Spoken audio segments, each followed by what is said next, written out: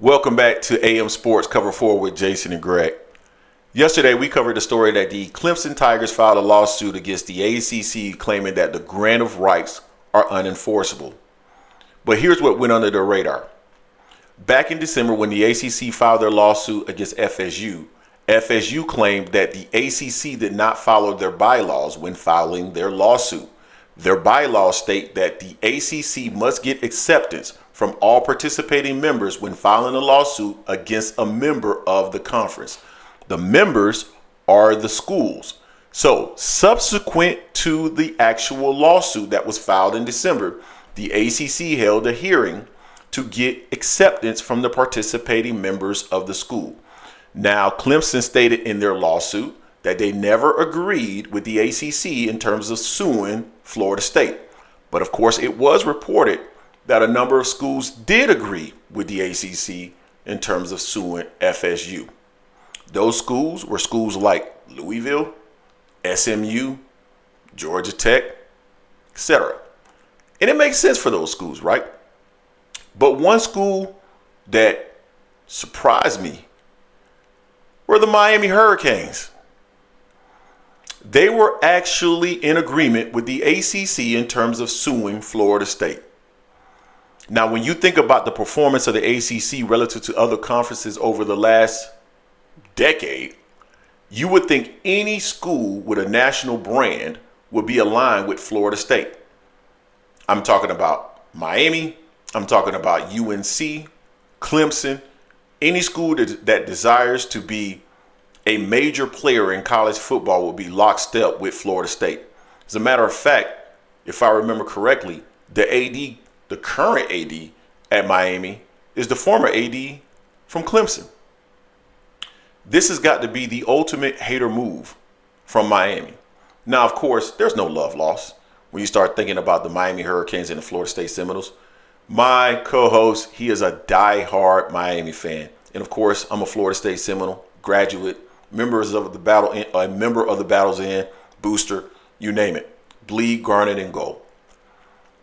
But I would have thought that in this particular situation, Miami and Florida State fans would be lockstep, wanting to break the ACC and get out of the conference. So I started to think about this. It makes sense for Georgia Tech to be aligned with the ACC. They're a middling program. They're in a good situation. They're not going to be in a better situation than they're currently in. Neither is SMU or Louisville. Of course they want the status quo because this is the best situation that they're going to be in. But Miami, supposedly a national brand, why would they want to continue the status quo? Well, yesterday during the video, I mentioned that, number one, I believe that Clemson believes that Florida State's lawsuit must be a little bit stronger than what they originally anticipated. But the other key factor that I mentioned was this. More than likely, Clemson has heard that they have a landing spot. Now, originally, over the last few weeks, I had heard, and it was out there, I'm pretty sure you guys heard this as well, that Clemson did not have a landing spot. That the SEC wasn't necessarily interested in, that they didn't necessarily fit the profile of the Big Ten. But with Clemson now filing a lawsuit against the ACC, my guess is the Clemson Tigers now have been told that they have a home in case the ACC implodes. I think Florida State knows that they have a home. I firmly believe that Florida State has been told that they have a home in the Big Ten. I also believe that, depending on how this all goes, that the SEC may be interested in acquiring Florida State as well because they won't want the Big Ten to plant their flag in the state of Florida. Why might Miami be against this? Because I don't believe Miami has a home. I think this is exactly why the Miami Hurricanes voted to allow the ACC to sue Florida State. Why else would they want Florida State sued? Miami should be anxious to get out of the ACC as well. They should want to make that an incremental $30 million because, if I'm not mistaken, that's how far the ACC will be behind in terms of each team in the next few years. I've told my friend, my co-host, on many of occasions, he does not want to listen to me. Miami is little brother as it relates to Florida State. I know he's lived off of glory from the past relative to Miami and Florida State, but Miami is little brother. It is what it is. Miami doesn't have a home. They don't have the brand of Florida State. Every metric that's out there would suggest that Miami, although a national brand, definitely a national brand, they're not the brand of a Florida State. They're not even the brand of a Clemson in terms of TV ratings and value of the brand, you name it. So I don't believe Miami has a home. And that's unfortunate because I think ultimately they should end up in one of the big two. There's no reason why they shouldn't. But because they don't have a guaranteed home, they hate it on FSU. That's the only other way to explain it. I don't see a way that you can explain it outside of that. Miami doesn't currently have a home.